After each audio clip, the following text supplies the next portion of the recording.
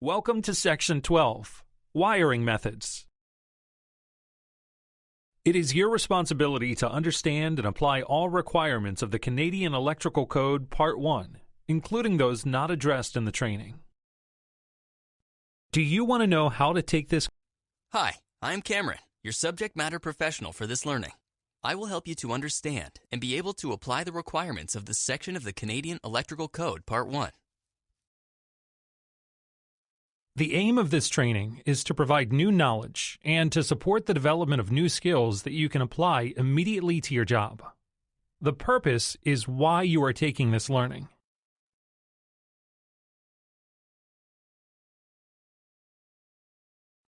To directly support the purpose, this learning has identified objectives.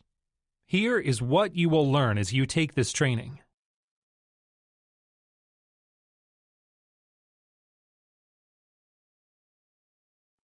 This training is divided into topics. These topics build on each other, so a best practice is to review them in the order they are presented.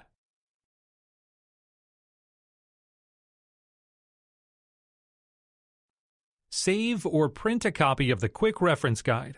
It is located in Resources. Use this Quick Reference Guide to take notes and as a practical job aid for this code section. Section 12 covers all types of wiring methods required for electrical installations operating at a voltage level of 750 volts or less, with the following exceptions. For voltages in excess of 750 volts, Section 36 may modify these requirements. Class 2 circuits unless specified in Rules 12-2300 to 12-2320. Community antenna distribution and radio and television circuits in Section 54. These are sometimes called coaxial cable installations. Optical fiber cables in Section 56. Communication circuits under Section 60 and conductors in factory-built electrical equipment under SPE 1000. When performing underground installations, there are requirements for how deep the cables and raceways must be. In order to protect electrical equipment from damage due to traffic, Canadian climate, and frost damage, these requirements are outlined in Table 53. Figure 12-2 reviews the installation methods for direct burial, treated wooden planking, poured concrete, and concrete slab. Please note, if the conductors are 1/0 AWG or larger, use IEEE 835 and Rule 4-004, Subrule 1 and 2 to determine ampacity ratings. The underground installation requirements are found in the IEEE standard or Appendix D, Tables D8 to D11.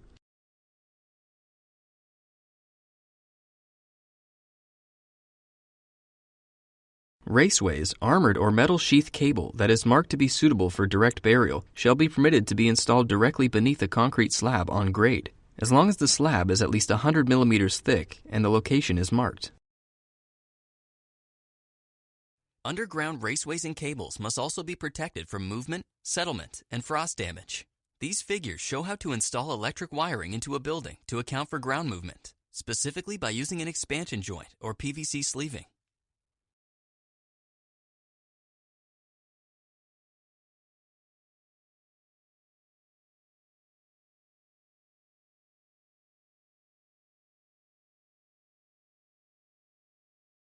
Here is a short activity to apply what you just learned. Enter your response and select Submit.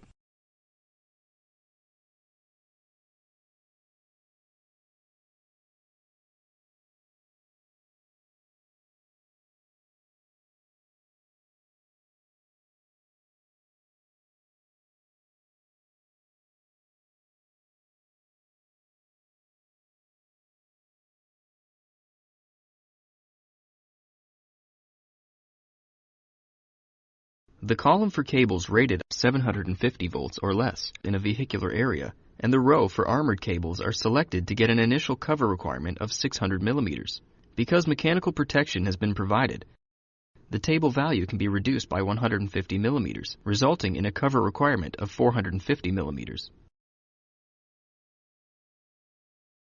Here is a short activity to apply what you just learned. Enter your response and select Submit. Cables or raceways installed in accordance with this section shall not be installed in locations concealed within a roof decking system where the roof systems utilize screws or other metal penetrating fasteners. This rule was developed to prevent screws and fasteners from penetrating cables and conduits located within a roof decking system. Time for a scenario. Please read this scenario and follow the instructions to submit your answers.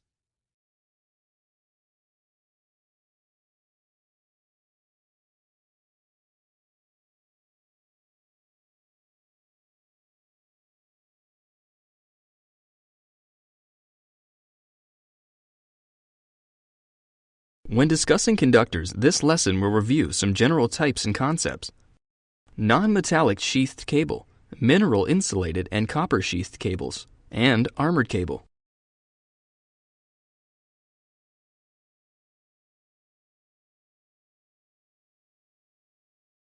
Starting out with insulated conductors. Given the Canadian climate, it is possible that conductors will be installed when it's cold, -10 degrees Celsius or lower. It is important to note if the temperature is below -10 degrees Celsius, the insulated conductor may have to have a cold temperature rating of insulation, either -25 degrees Celsius or -40 degrees Celsius, depending on the ambient temperature of the location. This is because the insulation can become so brittle in cold temperatures that it will crack when it is moved or flexed. If it is likely the conductors will be moved, flexed, or maintained during normal operation in a cold ambient temperature after installation, such as may be the case in industrial or commercial applications such as freezers or sub-zero laboratories, where the conductors must flex. The conductors must have the same temperature rating as they would during installation.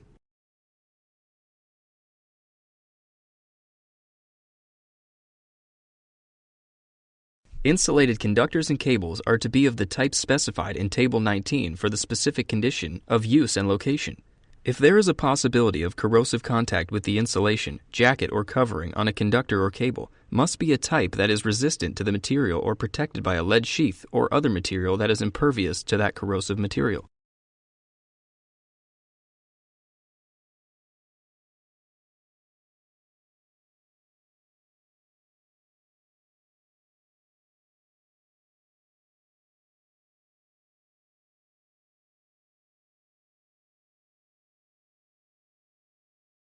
Time for another scenario.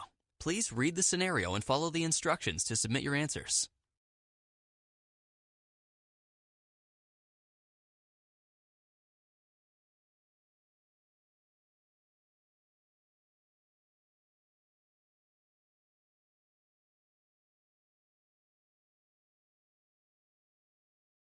Parallel runs or conductors in parallel are used to distribute the load evenly between several smaller conductors.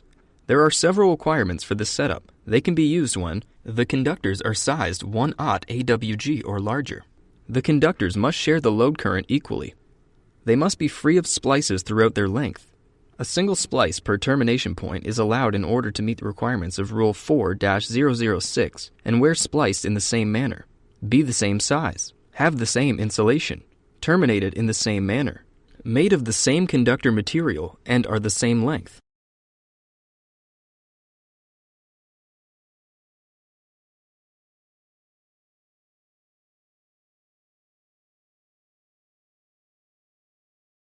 Parallel conductors in the same phase, polarity, line, or the grounded circuit must have the same characteristics. However, if the conductors have a different phase, polarity, line, or ground circuit, they may be different. These tables show examples of both of those situations.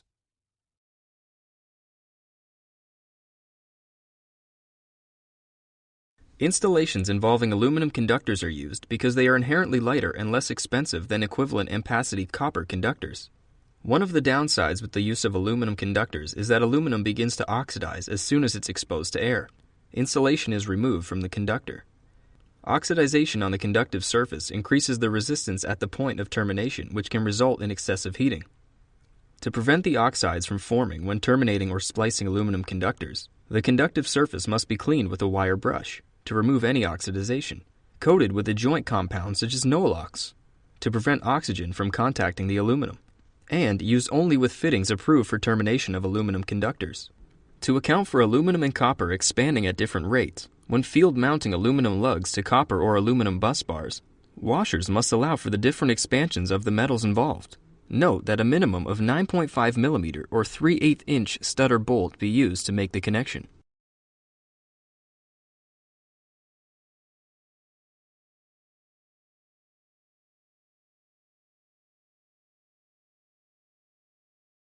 When conductors are run vertically in conduits for longer runs, the sheer weight of the conductor can put stress on the termination and insulation and cause damage. It is therefore required that conductors be supported within vertical raceways at intervals not exceeding those in Table 21. One common method of providing support for conductors inside a raceway is to use an insulated wedge support. This is when a pull box is placed in the conduit at an interval determined by Table 21. The wedge support, a piece of rubber sized for the conduit, and the conductors contained within, is split in half and fitted around the conductors after they have been pulled into the conduit, and wedged into place in the opening of the bottom conduit entering the pull box.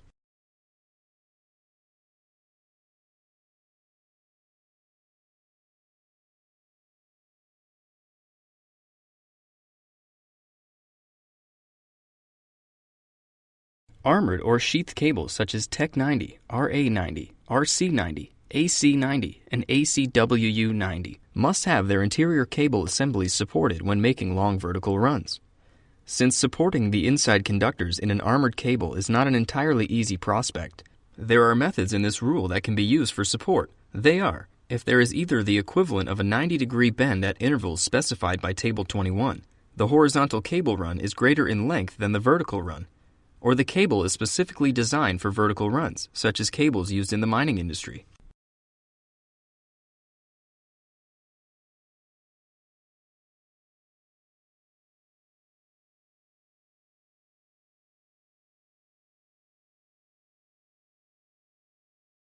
Cables must be supported but cannot be damaged by the supporting process. Approved straps, cable ties, specifically approved for the purpose, and other devices are allowed to be used at the intervals specified by the code. Note that cable ties have a variety of different purposes when it comes to wiring, and they are used in several areas within the code, which are listed here.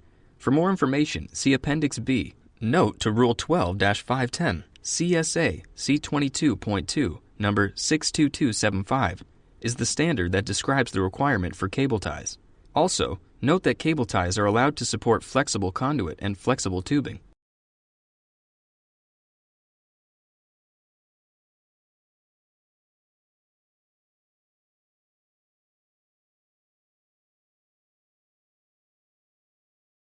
The types of cable ties are approved to provide primary support for flexible conduit, flexible tubing, or cable within electrician work. They are Type 2S and Type 21S. Type 2S and 21S are types of cable ties that are specifically approved for primary support for flexible conduit, flexible tubing, or cable. Due to the size of some of the cable ties, the marking may not appear on the cable tie but will be on the packaging.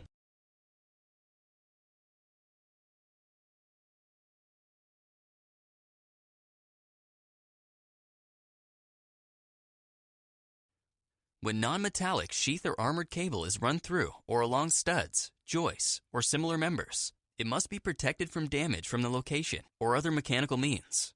This is done by keeping the outer surfaces of the cable at least 32 millimeters from the edges. If the cable is closer, it must be protected by a protector plate or inside of a cylinder bushing designed for that purpose. The cylinder must extend at least 13 millimeters beyond the edge of the stud on both sides.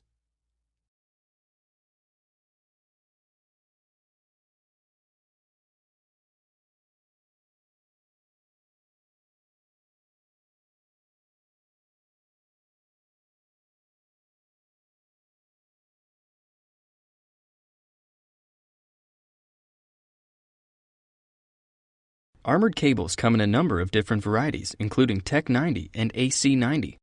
Table 19 outlines which types of armored cables are suitable for installations both above and below ground.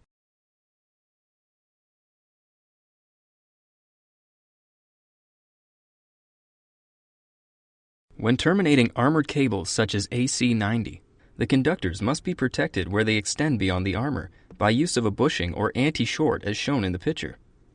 When terminating Tech 90 armored cable, the inner jacket of the armored cable must extend at least 5 millimeters beyond the armor. If a conductor is a number 8 AWG or larger, copper or aluminum, use the following for protection: an insulated bushing or hubs with smooth rounded throat, or insulating materials separating the conductors from the armored cables.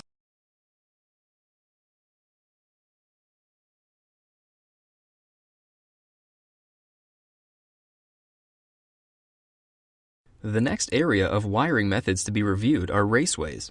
These are channels designed for enclosing and loosely holding conductors, cables, or busways. This includes metal or non-metallic, and conductors or cables that are pulled or laid in. The following will be reviewed related to raceways.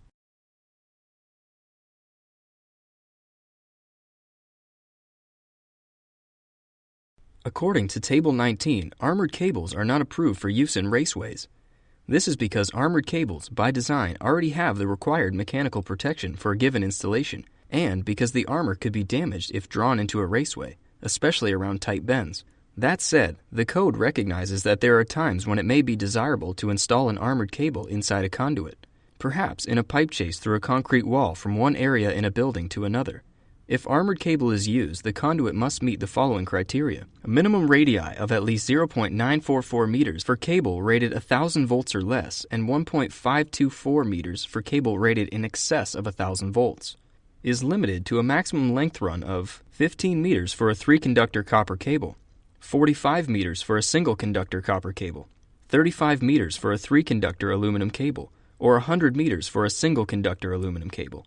Lastly, the run of conduit or tubing between draw-in points does not have more than 2 90-degree bends. When conductors are installed in the same raceway, they must be connected to the same power and distribution transformers or other type of sources of voltage. There are some exceptions to this rule. For example, if the conductors run in that cable tray meet the requirements of Rule 12-2202, the conductors are separated by metal armor or metal sheath of cables in Table 19. Conductors are separated by 1.34 millimeters of sheet steel or 1.5 millimeters of flame-retardant non-metallic insulating material. Lastly, if it is used to supply or control devices and equipment that are interconnected and insulated for the highest voltage present. Also, none of the lower voltage conductors can be directly connected to a lighting branch circuit.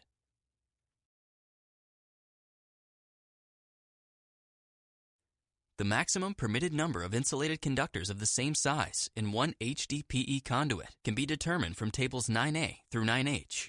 This number should be determined by using the method for Tables 8, 9A to 9H, and 10.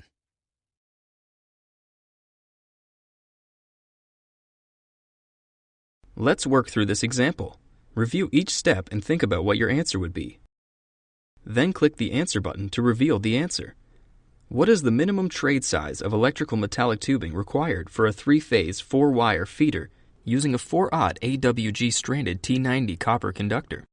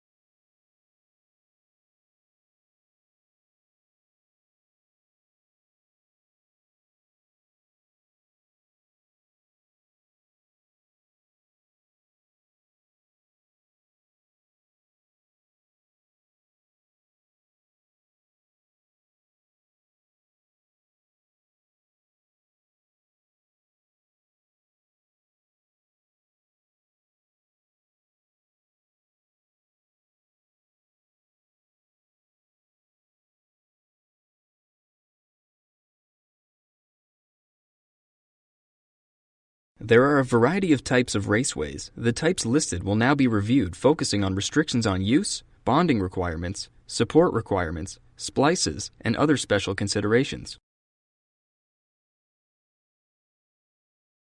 Rigid conduit is one of the most rugged and durable raceways used in electrical installations. Manufactured of thick wall steel or aluminum, rigid installations provide a high degree of mechanical protection, good electrical continuity for a bonding path throughout the length of the conduit, and an overall solid installation. Rigid will often be used in industrial areas subject to mechanical injury, hazardous locations, and outdoors, in environments where PVC is not suitable. The code outlines restrictions on the use of rigid metal conduit. When they are used in damp or wet conditions, the conduits are to be threaded, and the threaded joints and fittings need to be watertight. Table 40 can be used to determine the threading requirements. The minimum size is 16. The rigid conduit can be the bonding conductor unless these conditions apply. All rigid metal conduit of one size must be securely attached to hangers or to a solid surface. The maximum spacings of the points of support not greater than the requirements shown here. All rigid metal conduit of one size must be securely attached to hangers. Splices are not allowed with rigid metal conduit according to Rule 12-912. Flexible metal conduit, commonly referred to as flex, is typically reserved for short runs requiring flexibility, such as motor installations. Trade size 12 is used only for connection to equipment in lengths not exceeding 1.5 meters.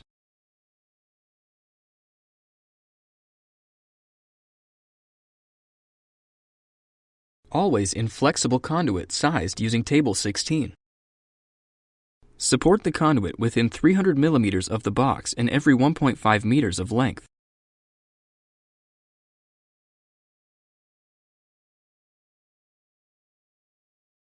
Splices are not permitted according to Rule 12-912. Rigid PVC is a conduit system often used in wet locations and in underground applications often encased in concrete.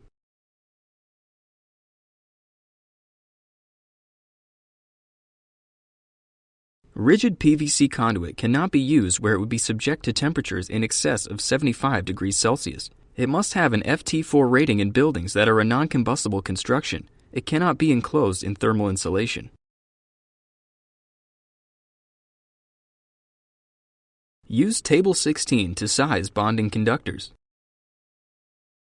The following is the maximum amount of space between points of support for rigid PVC conduit.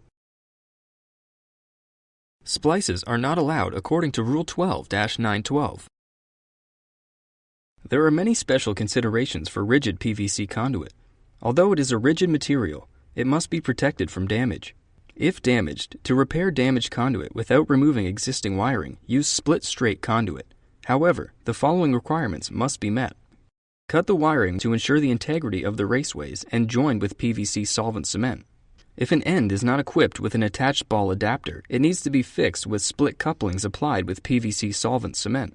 Each part of the split-straight conduit and split coupling is tightly clamped at both ends. Any additional clamps cannot be more than 500 millimeters apart. Non-removable band clamps are made of stainless steel. The insulation of conductors in the raceway is not damaged.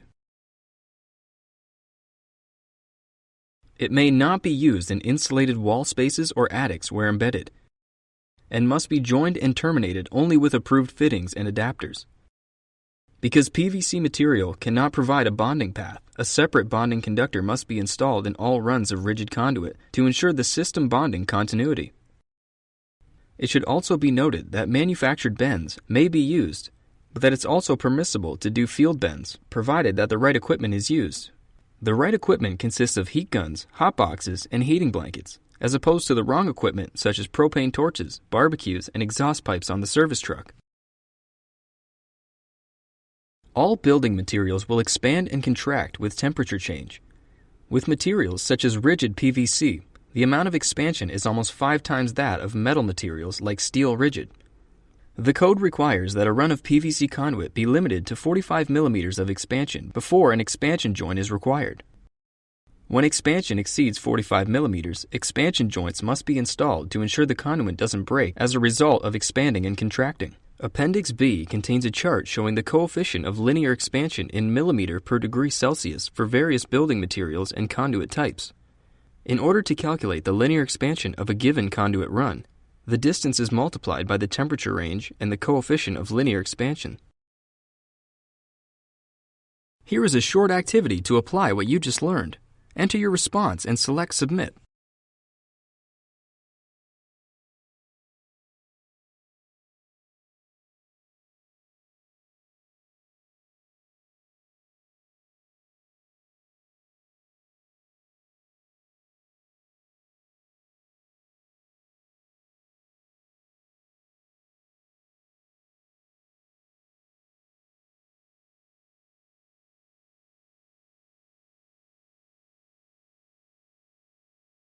In this example, the run of PVC conduit is 50 meters long. Here is a short activity to apply what you just learned. Enter your response and select Submit.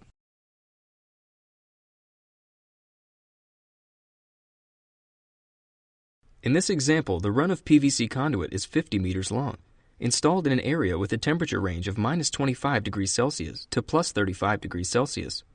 Using the coefficient of linear expansion from Appendix B for PVC conduit, it is determining that the total conduit expansion will be 156 millimeters, because Rule 12-1118 limits expansion to 45 millimeters. 45 is divided into the total expansion of 156 millimeters. EB1 and DB2/ES2 PVC conduit is to be used for underground installation following Rule 12-930. Type EB1 conduit is laid embedded in at least 50 millimeters envelope of masonry or poured concrete. They are not permitted to be installed above ground except where permitted by Rule 12-1150.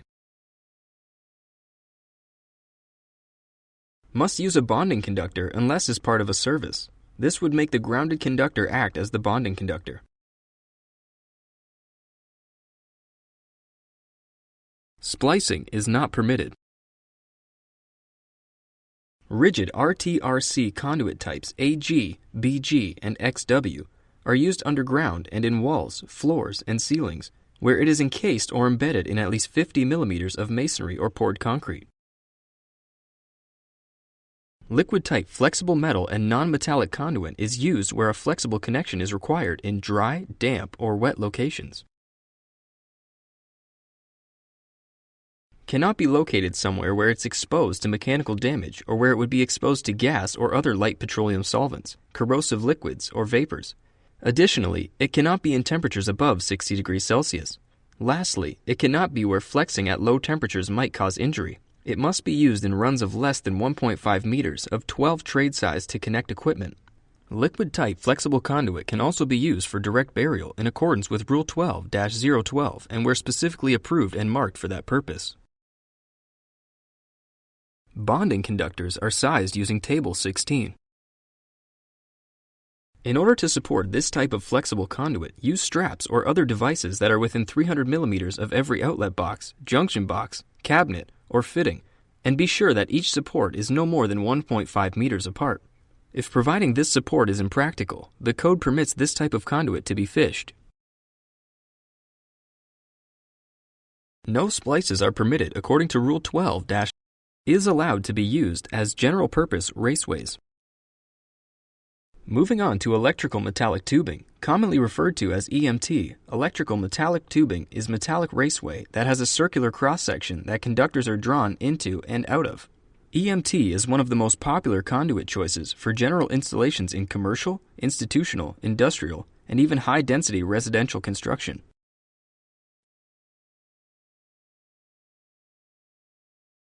There are, however, limitations on the uses of EMT. It may not be exposed to mechanical injury before or after installation, used in areas exposed to corrosive vapors, directly buried in the earth or in wet locations.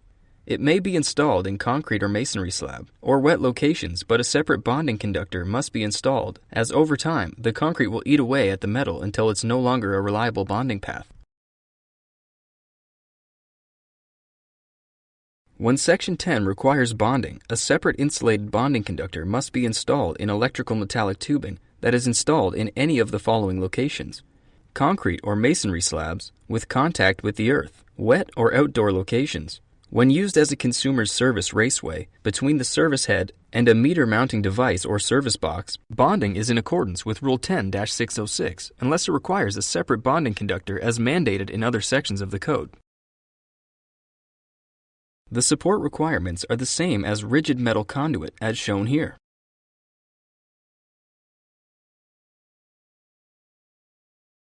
Splices are not permitted according to Rule 12-912. The fittings used for EMT are determined based on the environment the conduit will be installed in. If embedded in concrete or masonry, the conduit must be joined with concrete-type fittings to prevent concrete or grout from seeping in and filling up the conduit. If exposed to the weather, in some cases is exposed to sprinkler pipes, wet location fittings are required. In all ordinary locations, standard fittings may be used, although it is still permissible to use concrete on rain-tight fittings in these locations as well.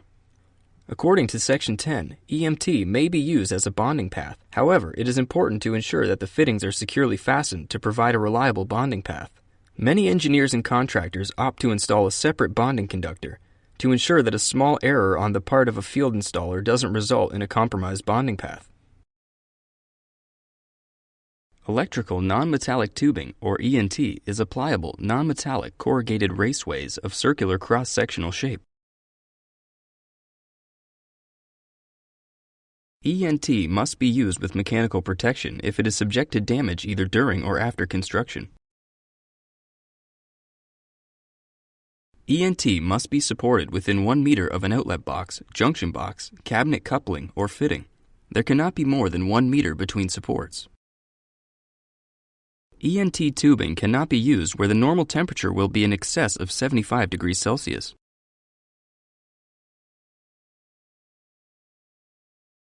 Moving forward to surface raceways. Surface raceways, like those manufactured by Wiremold, are channels that are mounted on the surface of walls, ceilings, and floors. They are handy for additions to an installation where the wall structure, such as concrete, cannot be fished, and for installations that require a degree of flexibility throughout their lifetime. Surface raceways can only be used in dry locations where they are not subject to mechanical damage. They must have the appropriate FT rating and cannot be extended through walls, partitions, and floors.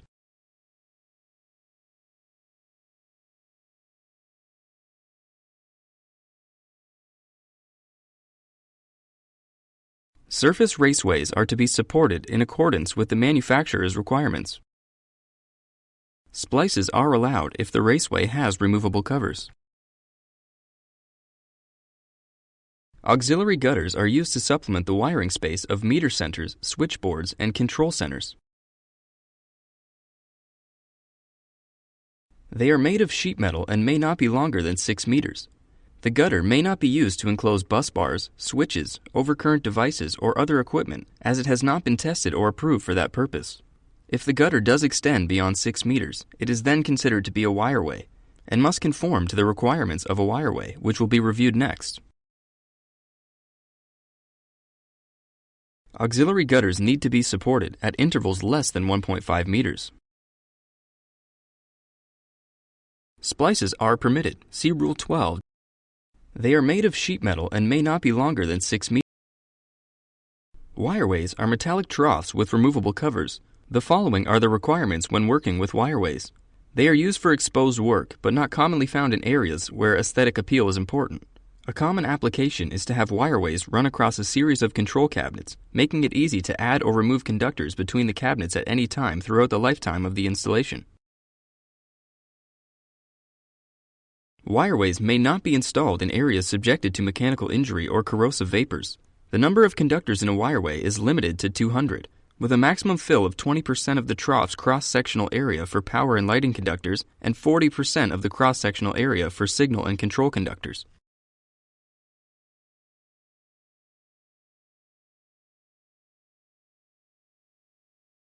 Must be supported at no more than 1.5 meters unless it has been approved for greater lengths. Splices are allowed according to Rule 12-2106.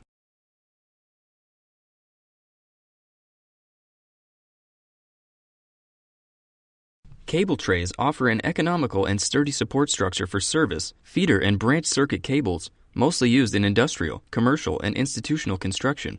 The code does not give specific support requirements for cable trays. Instead, it requires that cable trays be marked with the applicable load and span ratings, as determined by testing to the Part 2 standard.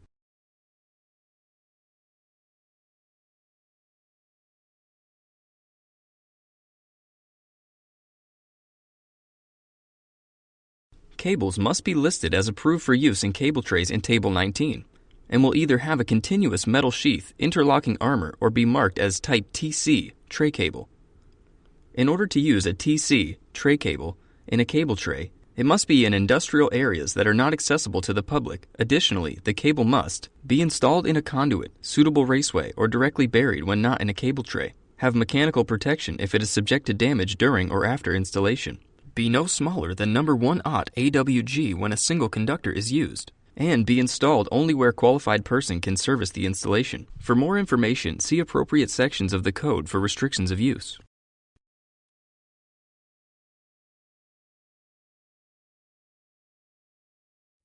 Cable bus is defined by the code as an assembly of insulated conductors with fittings and conductor terminations in a completely enclosed, ventilated, or non-ventilated protective metal housing. It is an engineered product and must be installed as per the manufacturer's drawing and specifications. Deviations are not permitted. Cable bus is usually assembled where it will be installed. This includes components provided or specified by the manufacturer for that job.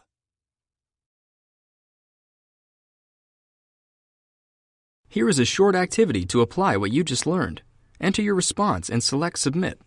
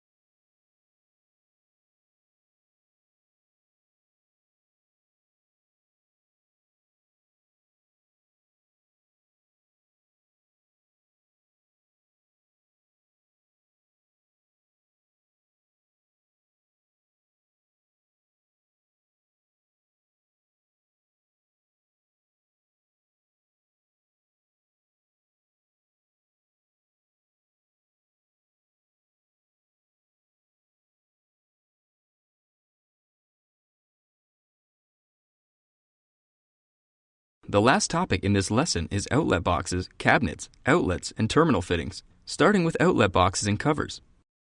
Outlet boxes must be installed at every point of outlet, switch, junction of conduit, raceway, armored cable, or non-metallic sheathed cable. Outlet box covers must be installed on flush-mounted boxes and surface-mounted boxes. Use each for the purpose it was designed for.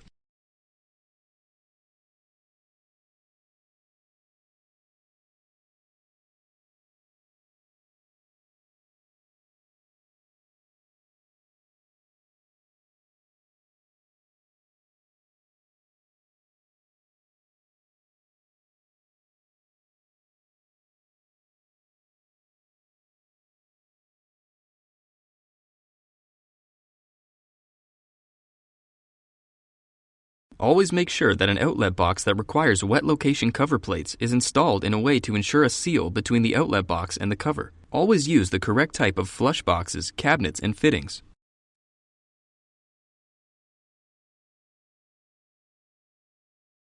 To determine the number of insulated conductors, use Table 23. There are conditions where the maximum number must be reduced. Reduce by one insulated conductor if the box contains one or more fixture studs or hickeys. Also, reduce by one insulated conductor for every pair of conductor connectors with insulating caps, or two insulated conductors if the box contains one or more flush devices mounted on a single strap.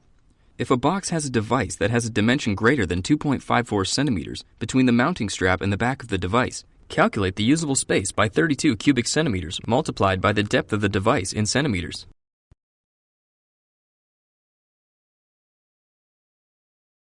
To calculate the size of a box for a polar junction box, the diameter of a cable is the same as the trade size of the raceways that would be required to have the same size and number of conductors in the cable. The following are examples of this calculation. Take a moment to review the graphic.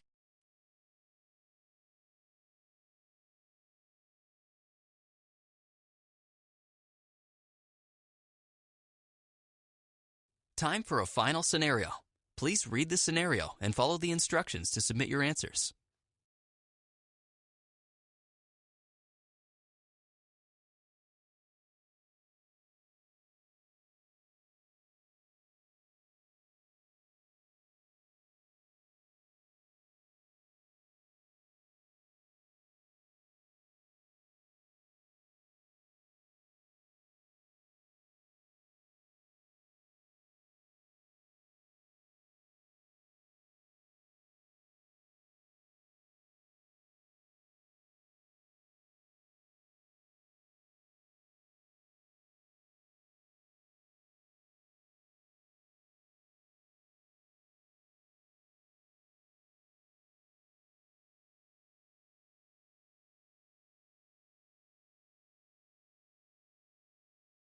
Time for a final scenario.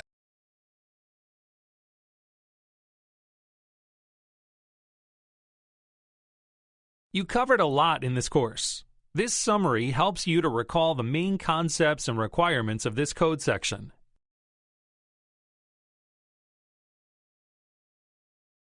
You have now completed the learning on the main. You covered a lot in this course. This summary helps you to recall the main concepts and requirements.